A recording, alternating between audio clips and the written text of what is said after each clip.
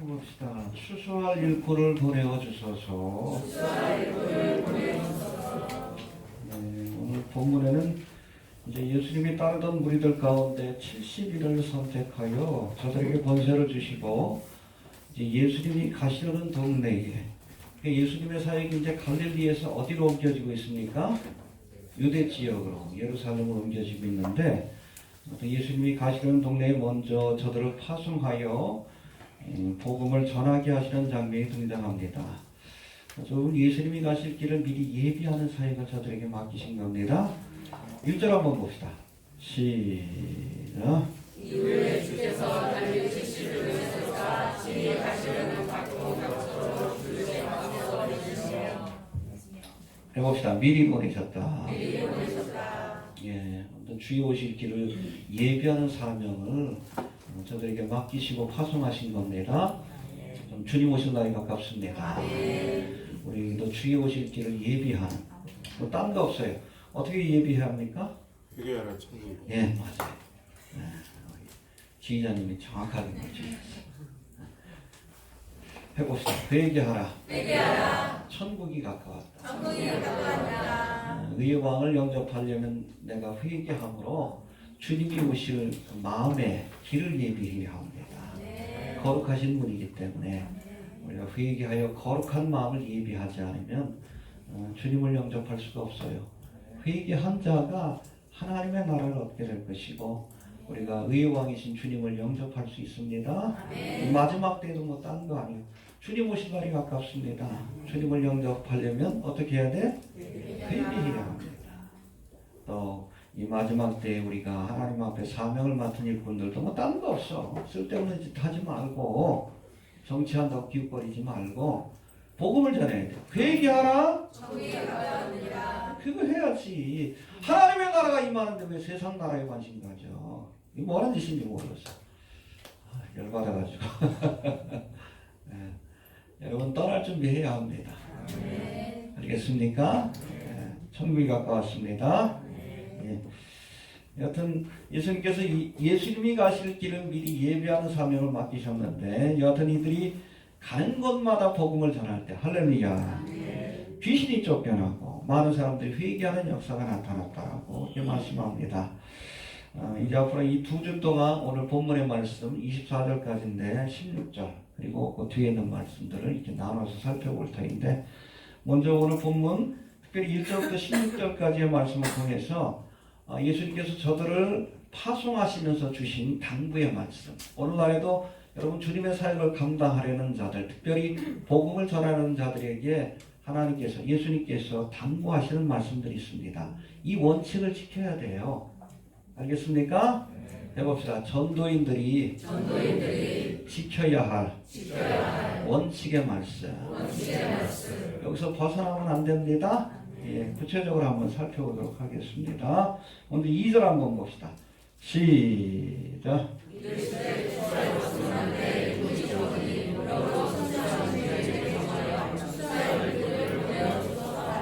예, 추수할 것은 많되 일꾼이 적다.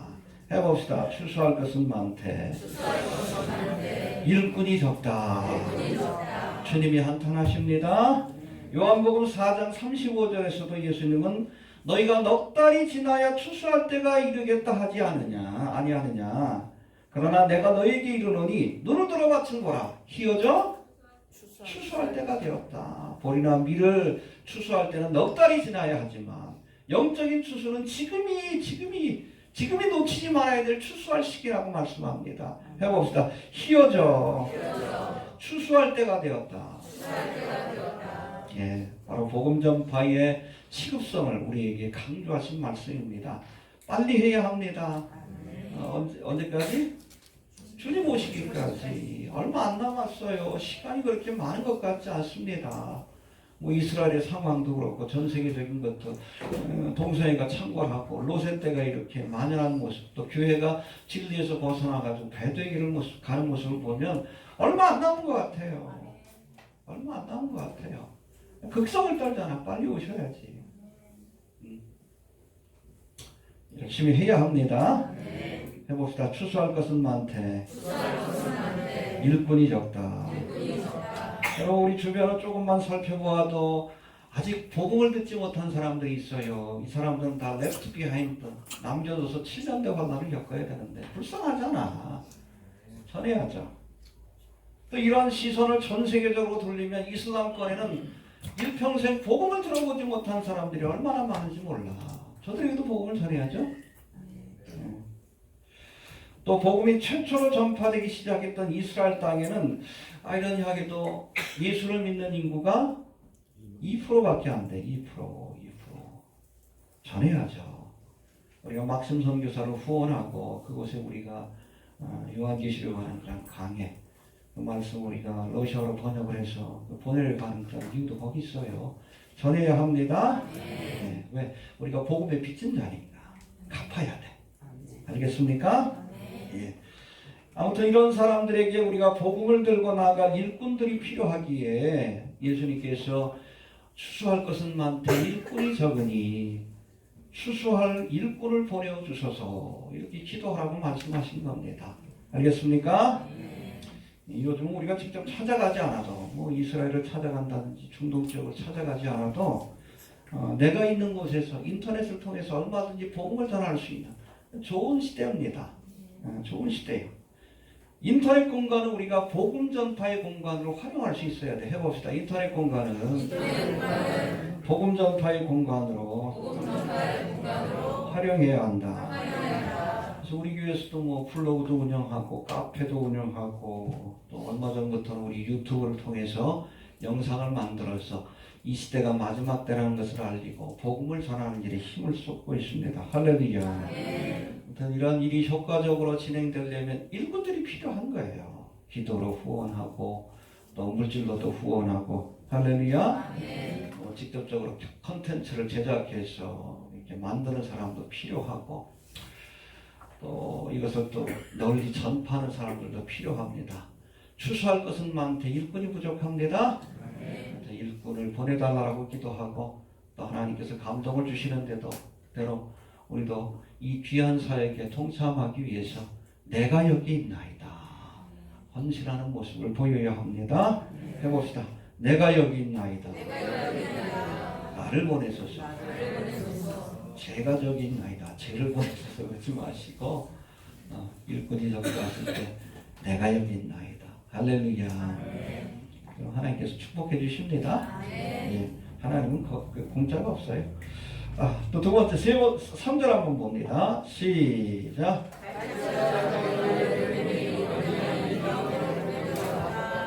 예, 여러분 세상에서는 복음을 전하려고 하는 하나님의 백성들, 일꾼들을 헤아려는 이리와 같은 늑대와 같은 자들이 많기 때문에 우리가 그곳에 나가서 복음을 전하려면 어떻게 돼야 돼? 뱀처럼? 비둘기처럼? 이어지는 말씀이 마태복음에 나옵니다. 해봅시다. 뱀같이 지혜롭고 비둘기같이 순결하라. 저도 막 마지막 때 알리는 사역을 하다 보면 여러분들은 잘 못 보실 거예요. 제가 웬만하면 다 차단을 하고 지워버리기 때문에 욕하는 사람들이 이렇게 많아요. 방탄에 관한 글 쓰면 그 아미들이 찾아와서 욕을 하고 트와이스에 관한 글 쓰면 또 그쪽에서 찾아와서 욕하고 지난 일주일 동안은 뭐 이 정치 목사들 좀 비판하는 글을 썼더니 또 그쪽에서 와가지고 어떻게 이런 거룩한 이 시대의 모세의 선지자이신 전광훈 목사님을 그렇게 정할 수 있는 성령을 회방하는 자가 기가 막혀가지고 25일 집회하는 거 보셨죠? 블로그 통해서 거기 보니까 중도를 세워놨어. 중도를 뭐 기도해라 그러면서 중도를 세워놨어요. 중도를 세워가지고 이 중들이 우리 법사님의 말씀을 듣기 전에 우리가 청불가를 불러야 합니다. 그래서 목탁을 치면 똑똑똑똑똑 연보를 외잖아. 그전에 뭐라고 합니까? 핸델의 메시아에 뭐 기독교와 불교가 하나가 되는 그런 노래가 있대. 할렐루야 그러면서 아미탑을 그래. 할렐루야 아미탑. 이게 뭐예요? 제가 그래서 찾아봤어요. 아미탑이 뭔가. 지식사전에 보니까 그게 나오더라고. 불교 여러 부처들 중에 이 아미타라는 부처가 있대요. 근데 이건 무량수 무량광 부처라고 얘기를 합니다. 무한히 그 생명이 이렇게 뭐 한계가 없고 또 무량광, 빛이 한이 없는 광명의 천사 루시퍼요. 할렐루야 아메타불이 뭐요? 루시퍼를 찬양하라는 거예요. 거기 모이는 기독교인들한테.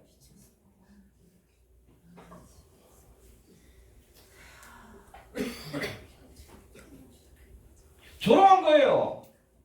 한국교회를 향해서 루시퍼를 찬양합시다 그런 거예요.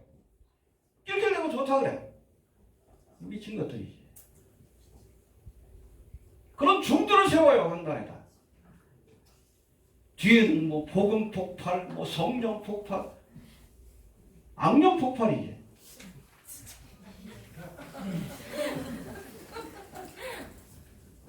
그게 발람아니요. 하나님의 백성을 여러분 우상숭배의 길로 인도하는 이세벨이지. 정가훈이 이세벨이요.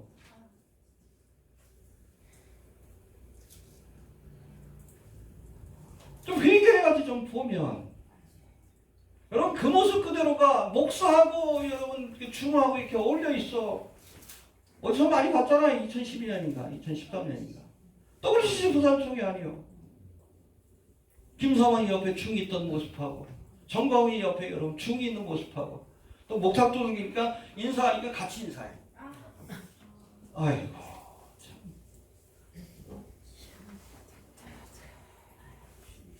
이 김사원보다 더한 거 아니요? 종교통합의 모습이죠. 여러분 항상 이 종교통합이라는 것은 좋은 명분을 내걸어요. 우리가 이 땅에 굶주림을 없애고 전쟁을 없애고 평화를 가져오고 그러면서 우리 종교가 앞장서자 그러면서 종교통합하는 거예요. 프란치스코가 그 짓 하잖아요. 또 사악한 정권과 우리가 싸워야 한다 그러면서 뭉쳐가지고 종교통합하는 거예요. 정광훈이 그 짓 하고 있잖아요. 이게 종교통합이지. 근데 왜 WCC는 비판하면서 정광훈은 비판을 못해? 아니래 그건 아니래. 뭐가 아니요? 빤스는 아니야? 김태환은 그렇고? 왜 이중잣대를 가지고서 얘기를 해요? 이데올로기 술에 취해가지고 뭐가 뭔지도 몰라. 문재인 빨갱이 그럼 무조건 올라가고 그냥. 김대중도 빨갱이, 노무현도 빨갱이, 문재인도 빨갱이. 빨갱이 정권 된대. 그럼 김대중 때 됐어야지. 말도 안 되는 소리 하는 거예요. 말도 안 되는 소리. 40년 전에 그렇잖아요. 박정희가 정권을 유지하기 위해서 썼던 걸 아직도 그냥 그걸 하니. 이 정동수는 며칠 전에 11일이었지. 이 박정희가 젊은 여자애들 데리고 그냥 술 처먹다가 그냥 자기 부하한테 총 맞아 죽은. 그런 박정희가 위인도 아니래. 초인이래. 정동수 목사라는 것이 여러분 사람을 우상하는 일 앞장서요. 예수도 안 믿는 사람을.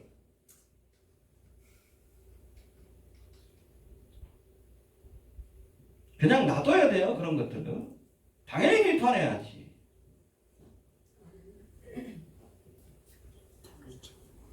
그런다고 특달같이 와가지고 그래. 아, 참 기가 막혀서. 예수 믿는 사람들이요. 난 부글부글 끓어요. 정광훈이 그 짓 하는 거 보면 응? 광화문 집회 안 나오면 생명책에서 이름을 빼겠다 그러고 지가 예수란 얘기 아니야.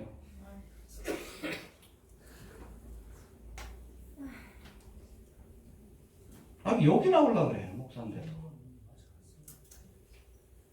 구약 개념에서 도로 쳐 죽여야 돼요. 그런 것들은. 거룩한 분노를 느끼고 창을 가지고 그 자리에서 찔러 죽이면 하나님 축복하십니다. 비누아스의 분노처럼. 분노가 일어나요. 분노가. 거기에 동조하면서 어떻게 성령을 회방하고 이 시대의 모세와 같은 선지자를 비판하고 아유 난 참 기가 막혀서 빤스를 빨아도 적당히 빨아야지. 뭐 하는 짓이요. 여러분 잠언 29장 27절의 말씀에 보면 해봅시다. 불의한 자는 의인에게 미움을 받고 정직한 자는 악인에게 미움을 받는다. 그렇죠? 의인은 악인에게 미움을 받는 거예요. 예수님이 바리새인 서기관한테 미움 받으셨잖아. 오히려 훈장이지. 감사해. 미워해 주니까 고마워. 악인은 여러분 의인들에게 미움을 받아요. 불의한 자.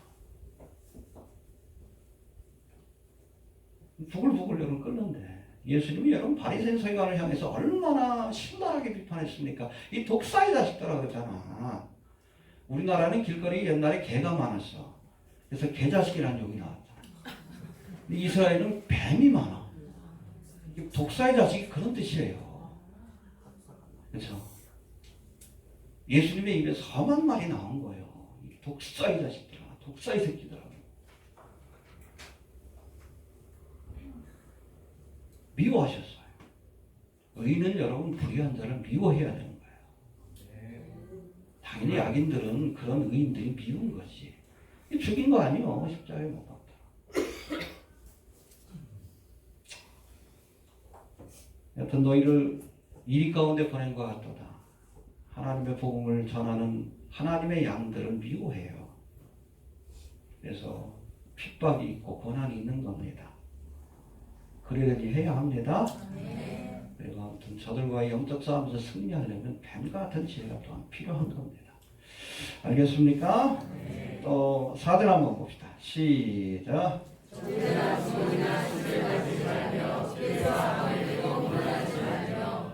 해봅시다. 전대나 주번이나 신을 가지지 말라.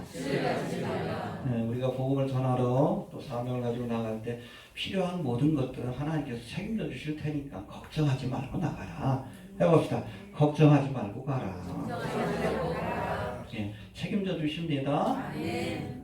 저도 뭐 신학교를 졸업하고 1년 동안 러시아에서 단기 선교 사역을 하고 목사 안수를 받고 곧바로 교회를 개척했는데 벌써 한 25년째 됐어요. 지연이 나이하고 똑같습니다. 개척한 해가 그 나이기 때문에. 뭐 여러 가지 어려움들이 있었지만 괜찮아요. 교인들이 없으니까. 그래도 하나님께서 때마다 필요한 것들을 공급시켜 주셨어요. 궁색하지 않도록 일용할 양식을 주시고 또 급할 때는 까마귀를 통해서도 공기하시고 그런 은혜가 있었어요. 하나님 책임져 주십니다. 주님의 사역에 헌신하면 또 의인의 자녀는 걸식하지 않는다 그래서 그 자녀들까지 책임져 주셔요. 그 믿음을 갖고 그렇잖아요. 전대 가지고 하지 말고 책임져 주실 줄 믿고 나가라는 겁니다. 네 번째 그리고 4절 다시 한번 봅시다. 시작.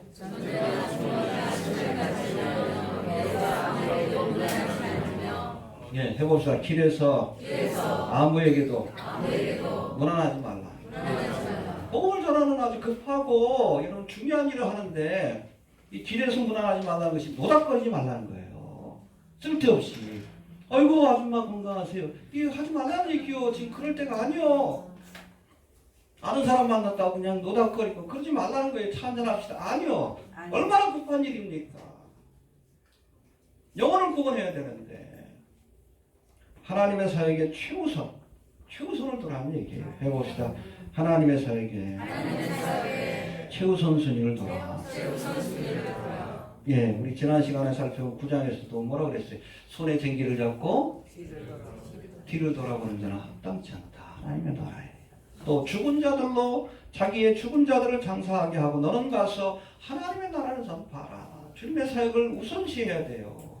너희는 먼저 그런 사람이 하나님의 일꾼이 되는 거예요. 영혼이 죽어가는데 노닥거릴 시간 없습니다. 알겠습니까? 우리가 급하게 하나님 맡겨주신 이 복음 전파의 사명을 완수해야 합니다. 회개하라.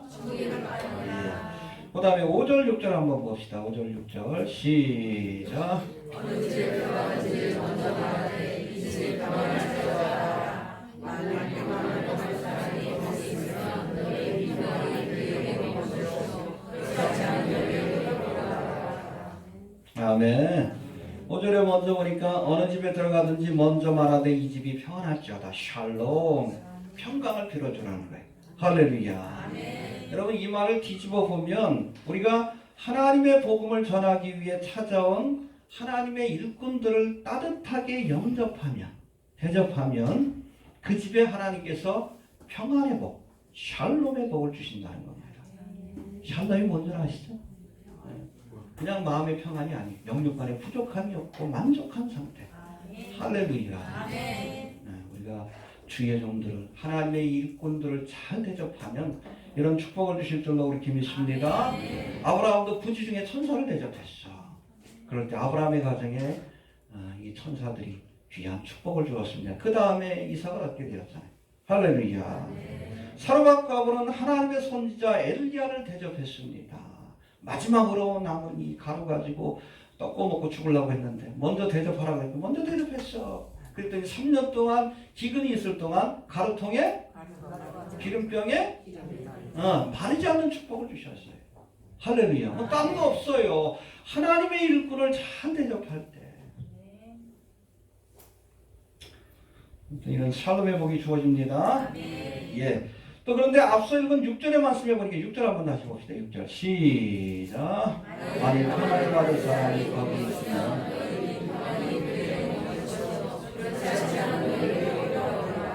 예, 이 말씀 우리가 자세하게 좀 묵상해 보면 하나님의 일꾼을 영접하고도 어떤 사람은 샬롬의 복을 못 받는 경우도 있다. 영접했는데 해봅시다. 영접했는데 축복을 못 받는 경우도 있다. 책망을 듣는 경우도 있습니다. 이거는 형식적으로 대접했거나 아니면 자기 만족을 위해서 아니면 자기 이름을 높이기 위해서 자기 욕망을 따라 우리가 하나님의 종들을 대접했을 때는 여러분 샬롬의 복이 아니라 우리가 책망을 받을 수도 있음을 우리가 꼭 기억해야 합니다. 예. 여러분 누가복음 우리가 7장의 말씀에 보면 예수님께서 어느 동네에서 그렇게 바리새인인 시몬의 영접을 받으셨어요. 해봅시다. 시몬의 집에 초대를 받으셨다. 이 바리새인인 시몬이 예수님을 기쁜 마음으로 영접한 것 같지가 않아. 그냥 대충 영접한 것 같아요. 우리가 보통 이스라엘에서 손님을 접대할 때는 어떻게 합니까? 그 발을 씻겨주고 머리에다 기름, 향유를 부어주게끔 돼 있어요. 근데 시몬은 그 절차를 생략했어요. 그냥 마지못해서 영접한 겁니다. 그런데 예수님이 이 시몬의 집에서 이 테이블에 앉아 있을 때 한 여자가 찾아오더니 눈물로써 예수님의 발을 씻기고 그리고 귀한 향유를 쏟아가지고 그 발에 그렇게 붓는 그런 파격적인 행동을 보입니다. 그때 시몬이 속으로 그래. 선지자면 저 여자가 부정한 여인인 걸 알 텐데. 예수님이 그 마음을 아시고 뭐라고 합니까? 야 시몬아, 내가 너에게 말할 테니 한번 대답해 봐라. 여기 두 사람이 있다. 한 사람은 500데나리온의 빚을 탕감받았고 또 한 사람은 50데나리온의 빚을 탕감받았다. 둘 중에 누가 그 사람을 더 사랑하겠느냐? 500데나리온 빚진 자입니다. 그 말을 듣고 예수님이 이 시몬을 책망해요. 이 여자를 보느냐? 내가 내 집에 들어오매 너는 내게 발 씻을 물도 주지 아니하였을 때 이 여자는 눈물로 내 발을 적시고 그 머리털로 씻었으며 할렐루야. 너는 내게 입 맞추지 아니하였을 때 저는 내가 들어올 때부터 내 발에 입 맞추기를 그치지 아니하였으며 너는 내 머리에 감람주도 붓지 아니하였을 때 저는 향유를 내 발에 부었느니라. 이게 진정으로 영접하는 거죠. 여러분 시몬이 예수님을 자기 집에 영접하긴 했지만 기쁜 마음으로 한 게 아니에요. 억지로 마지못해 하는 겁니다. 환대하지 않았습니다. 그러니까 오히려 예수님을 영접하고도 칭찬받은 것이 아니라 책망의 말을 들은 거예요. 하나님의 일꾼들을 영접하되 기쁨으로 영접해야 합니다. 마지못해 하면 오히려 책망을 받아요. 아브라함처럼 기쁨으로. 할렐루야. 네. 그렇게 영접해야 샬롬의 복이 주어지는 거예요. 이해가 되십니까? 예. 그 다음에 7절 8절 봅시다. 시작.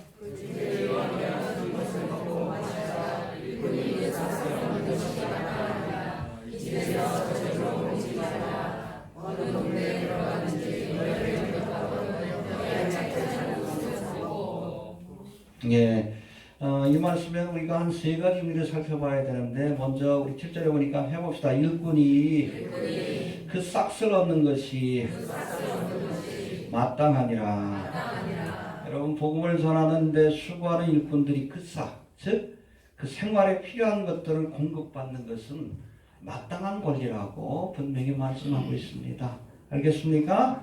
디모데전서 5장 18절에서도 곡식을 밟았더는 소의 입에 망을 씌우지 마라. 해봅시다. 곡식을 밟았더는 소의 입에 망을 씌우지 마라. 우리가 밀이나 볼이 이렇게 추수하고 나서 이 곡식을 밟아 떨죠. 맷돌에다가 탈곡을 하는 거예요. 탈곡하다 보면 보고 있으면 먹고 싶잖아. 주워 먹을 수 있지. 주워 먹지 말라고 망을 씌우지 말라는 거예요. 이해가 되십니까? 예. 오늘 본문도 그렇잖아요. 주를 위해서 일하는 일꾼이 그 싹을 얻는 것이 당연하다라고 이렇게 말씀합니다. 여러분 교회가 하나님의 사역에 헌신하는 일꾼들의 삶을 책임지는 것 마땅히 해야 할 일임을 우리가 기억할 수 있게 되길 바랍니다.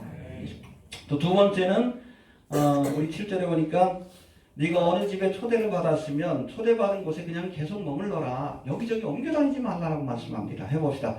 이 집에서 저 집으로 옮기지 마라. 7절 한번 다시 봅시다. 시작.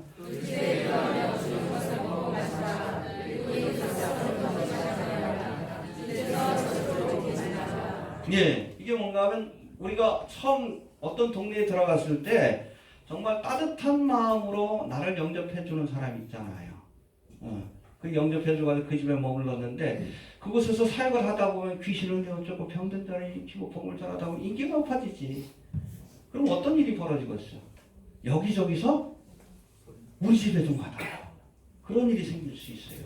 처음 머물던 집보다 훨씬 부잣집에서 맛있는 음식을 차려놓고 오라 그럴 수 있어. 근데 거기 옮겨 다니지 말라는 거예요. 조금 인기 높아졌다고 그 인기에 취해가지고 그렇게 그냥 대접받으려고 옮겨 다니지 말라는 얘기입니다. 알겠습니까? 네. 초심을 잃어버리지 말라는 게 해봅시다. 초심을 잃어버리지 마라. 뭐 대학원을 졸업하고 나서 동기 목사님 중에 들어올 때부터 목사님이었던 분이 계셔요. 이분이 신학대학원을 졸업하고 나서 사모님도 좋은 대학을 나오시고 이 목사님도 좋은 대학을 나오셨어요. 서울에 한 150명, 200명, 한 300명 정도 되는 교회에 초빙을 받았어. 그래서 거기서 그냥 열심히 교회에서도 목사님을 후원하고 열심히 했는데 거기 간 지 한 1년인가 2년 만에 또 조금 더 큰 교회에서 초대를 합니다. 또 훌딱 옮기시더라고. 한 500명 되는 교회인가? 그러다가 또 거기서 한 1, 2년 사역을 했는데 우리 교단에서 그래도 가장 많이 모이는 교회, 대전에 있는 무슨 큰 교회에서 초빙을 했어요. 그러니까 또 거기다가 또 홀딱 옮기더라고. 근데 문제는 그 옮겨간 마지막 교회에서 인정을 못 받고 한 3년 만에 지금 쫓겨났어요. 갈 데가 없는 거예요. 나중에 이 양반이 동기들 찾아다니면서 신학서적을 팔러 다니더라고요. 하나님이 기뻐하지 않아요. 한두 번 옮길 수는 있죠. 근데 이익을 따라서 이렇게 쫓아다니는 것 하나님 기뻐하지 않습니다. 네. 저는 옮기지 않을 테니까 걱정하지 마시고 귀찮아서 못하고 초심을 잃어버리면 안 돼. 해봅시다. 초심을 잃어버리지 마라. 네. 또 세 번째 우리 8절 봅시다. 시작.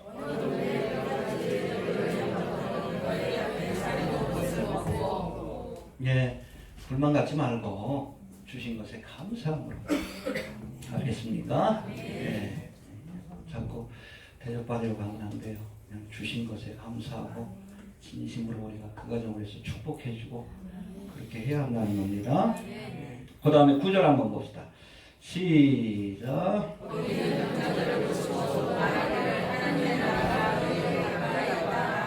예, 해봅시다. 병자를 고치고 복음을 전하라. 말로만 전하지 말고 먼저 하나님 주신 권능을 가지고 또 주신 은사를 가지고 어려운 사람들을 도와주면서 하라는 거예요.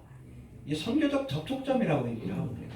우리가 어느 지역에 낯선 지역에 가서 복음을 전할 때 무조건 그냥 말씀만 전하지 마시고 그들의 필요한 것들을 채워주면서 우리나라에 뭐 감리교하고 뭐 그 장로교 선교사들이 올 때도 바로 그 전략을 썼잖아요. 우리 언더우드 장로교 목사님이시죠? 네. 그분이 인천학을 통해서 복음을 들고 왔는데 와가지고 한 일이 뭡니까? 가난한 나라에 여러분 병원을 세워줬어, 학교를 세워줬어. 그 학교가 뭐요? 연세대학이고 세브란스 병원 아니에요. 그렇게 하면서 복음을 전하니까 그렇잖아요. 아마 전 세계에서 미국 다음으로 아니 전 세계 장로교 교인 가운데 반이 대한민국에 있습니다. 바로 그렇게 우리가 필요를 채워주면서 복음을 전했기에 많은 사람들이 어려울 때니까 마음을 열고 복음을 받아들인 거예요. 이게 필요합니다. 우리가 선교지에 갈 때는 일반적으로 우리가 이런 데서 전도할 때는 달라요. 우리가 러시아나 이스라엘에 이렇게 선교지에 갈 때는 그분들의 필요한 것들을 채워주면서 그렇게 하는 것이 굉장히 중요합니다. 우리가 러시아에도 지금 선교하고 있는데 이 막심 선교사도 여러 지역의 선교 그렇게 센터를 운영하는데 대부분 러시아 사람들입니다. 러시아 사람들을 대상으로 하는데 이분들이 대부분 가난해요. 이스라엘의 소득이 우리보다 높지만 러시아에서 온 사람들은 뭐 농사짓다 오고 뭐 그런 사람들이 많아가지고 영어도 못하니까 대부분 거기서도 농사짓고 굉장히 어렵게 살아요. 그러니까 그분들 오면 뭐 이렇게 선교센터에서 필요한 것도 공급시켜 주면서 그렇게 사역을 한다는 얘기를 들었습니다. 그렇게 해야 되는 것이 맞습니다. 우리 교회도 좀 나중에 좀 여유가 있으면 아무튼 그런 사역에도 우리가 함께 좀 동참하면 좋을 것 같다는 생각이 좀 듭니다. 네, 필요한 겁니다. 예, 그런가 하면 우리 10절부터 12절까지 봅시다. 시작.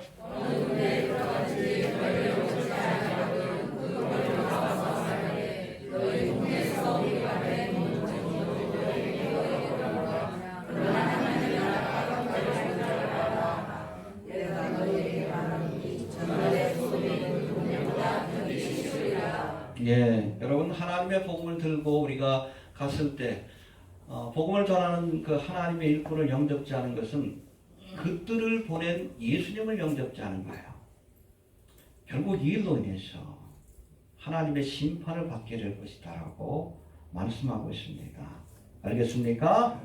어떤 그날에 마지막 때 하나님의 심판의 때에 저들의 동네에 하나님의 심판이 임할 것을 확정하는 의미에서 뭘 하라고요?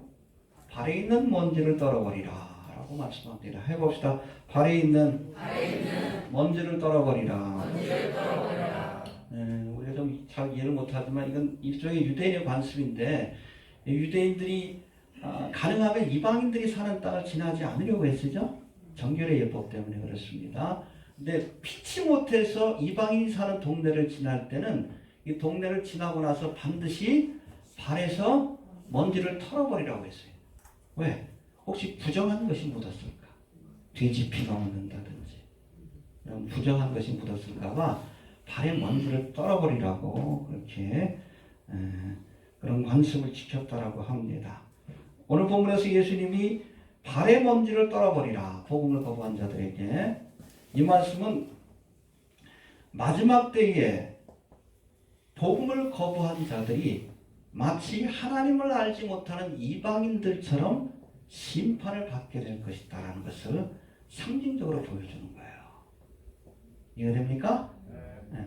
하나님을 모르는 이방인들이 심판을 받는 것처럼 복음을 거부한 자들에게는 이런 무섭고 준엄한 심판이 내려질 것을 상징적으로 보여주는 의미에서 발에 먼지를 떨어버리라고 이렇게 말씀하신 겁니다.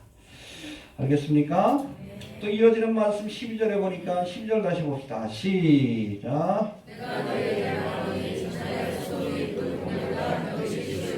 예, 아무튼 이 말씀의 의미를 우리가 잘 새겨봐야 되는데 하나님의 복음을 거부한 자들이 받게 될 심판이 동성애를 즐기다가 심판을 받던 소돔 성들의 심판보다 더할 것이다라고 말씀합니다. 이게 뭔가 하면 하나님의 복음을 거부한 죄가 더러운 동성애를 즐긴 죄보다 더 크다는 거예요. 해봅시다. 복음을 거부한 죄가 동성애보다 더 큰 죄다. 이해가 되십니까? 동성애자도 회개하면 구원받을 수 있어요. 그러나 복음을 거부하면 구원받을 방법이 없잖아. 더 큰 심판을 받을 수밖에 없는 거예요.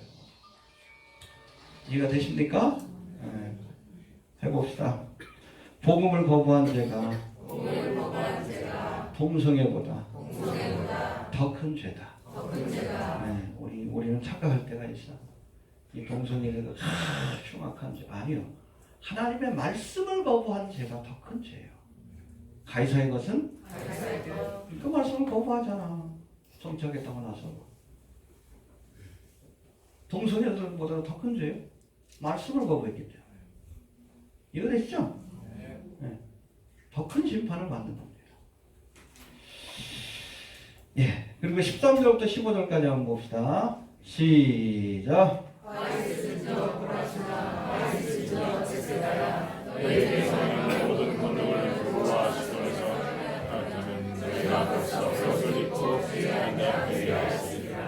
심판대에 들어와 시돈이 너희보다 견디기 쉬우리라. 아브라함아 네가 하늘까지 도와주겠느냐 궁궐까지 도와주겠느냐. 예, 고라신과 벳세다와 가버나움에 하나님의 심판이 있을 것을 선포하는데, 이 가버나움하고 벳세다와 고라신은 이 갈릴리 북부에 있는 도시입니다. 이 가버나움은 원래 베드로의 장모의 고향이기도 하고 예수님께서 많은 이적을 베푸신 곳이고, 여기가 가버나움이고 고라신이고 그리고 벳세다입니다. 예수님이 집중적으로 사역을 하시고 이적을 베푸시고 복음을 전하는 것입니다. 할렐루야. 예. 그럼에도 불구하고 이 고라신과 벳세다와 가버나움에서 예수를 믿고 회개하는 사람들이 많지 않았다는 거예요. 복음을 거부했다는 겁니다. 해봅시다. 복음을 거부했다. 그러면서 만일 이 고라신과 벳세다와 가버나움에서 행한 이적을 두로와 시돈, 지금 레바논 지역입니다. 이방 땅이에요. 지중해에 연접한 해안 도시예요.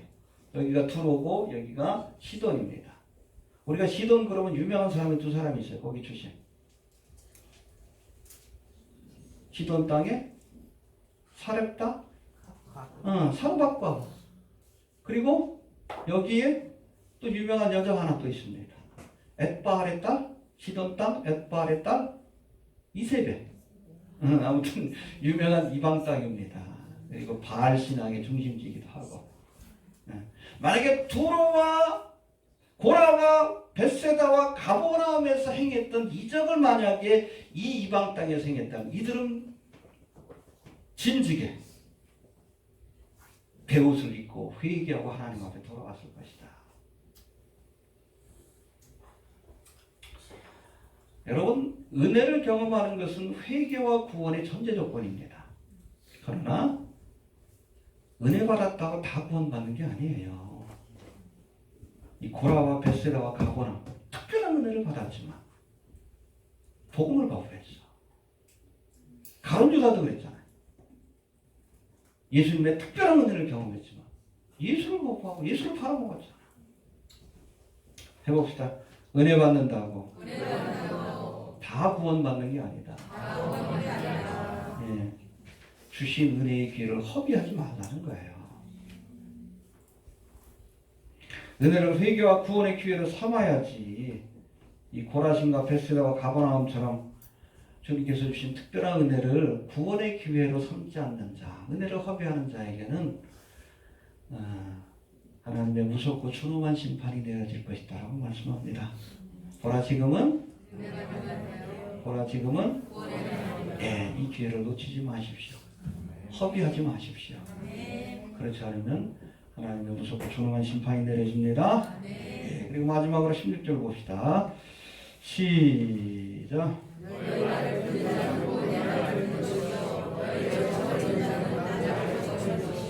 나를 예, 너희 말을 듣는 자는 곧 내 말. 알겠습니까? 파송받은 전도자들은 예수님과 하나님을 대신하는 자예요. 해봅시다. 예수님을 대신하는 자다. 사도란 이름의 의미가 뭐예요? 보내심을 받았다. 응? 예수님을 대신하는 자입니다. 이해가 됩니까? 예. 이처럼 예수님의 명령을 받고 그 말씀을 전하는 전도자의 말을 듣는 것은 곧 예수님의 말씀을 듣는 것이고, 또 그 말을 거부하는 것은 곧 예수님을 거부하는 겁니다. 이런 사람들은 마지막 때에 전도자를 거부한 죄로 심판받는 것이 아니라 예수님을 거부한 죄로 심판받는 겁니다. 이해됩니까? 그러니까 복음을 들고 나아가는 하나님의 일꾼들은 예수님이 나를 보내셨다는 사명의식이 필요해요. 주의 이름으로 나가는 겁니다. 알겠습니까? 그런가 하면 그들을 영접하는 사람들에게는 만물의 창조자여 주관자여 구원자여 심판자이신 예수님이 저를 내게 보내셨다라는 믿음이 필요합니다. 고넬료가 그랬잖아. 베드로를 이웃과 있던 베드로를 가이사랴로 청해가지고 말씀을 들을 때 뭐라고 했어요? 우리가 하나님 앞에 있나이다. 당신을 통해서 주시는 말씀을 들으려고 우리가 하나님 앞에 있다. 그럴 때 여러분 성령 충만을 받는 역사가 나타나는 거예요. 알겠습니까? 해봅시다. 너희 말을 듣는 자는 내 말을 듣는 것이다. 예, 이런 번세와 능력을 의지해서 또 주님이 보내셨다는 사명의식을 가지고 세상에 나아가 우리가 복음을 전해야 한다는 것 기억할 수 있게 되길 바랍니다. 네. 우리 모두 예수님 주신 명령과 또 당부의 말씀, 특별히 우리 복음을 들고 나가는 자들이 가져야 될 그런 자세와 당부의 말씀들을 우리 마음판에 새겨서 주님 오실 날이 가깝습니다. 마지막까지 우리가 열심히 복음을 전해서 어떤 주의 오실 길을 예비한 70인이 여러분 딴 거 아니에요? 주의 오실 길을 그렇죠. 그 동네에 가기 전에 먼저 보낸 겁니다. 그에게 하는 마음으로 예수님을 영접하라. 우리에게도 그런 사명을 맡겨주셨습니다. 주님이 오시기 전에 우리에게 70인의 그런 전도인처럼 주의 오시기를 예비하는 그런 사명을 맡겨주셨습니다. 그러니까 이 사명 잘 감당해서 주님 앞에 바로 설 수 있게 되기를 바랍니다. 해봅시다. 회개하라. 천국이 가까웠다. 네, 주신 말씀 붙들고 기도합니다. 하나님 은혜를 감사합니다. 주의 오심이 임박합니다. 아버지 마지막